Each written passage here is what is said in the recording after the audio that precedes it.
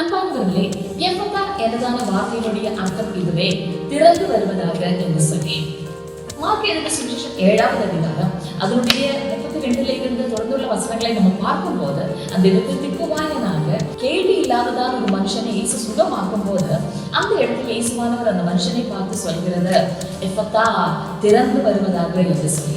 இன்றைக்கு உங்களுடைய வாழ்க்கையில் அடைக்கப்பட்ட என்னெல்லாம் அனுபவம் இருக்கிறதோ, உங்களை பார்த்தும் இயேசுவானவர் சொல்கிறார், எப்பதா.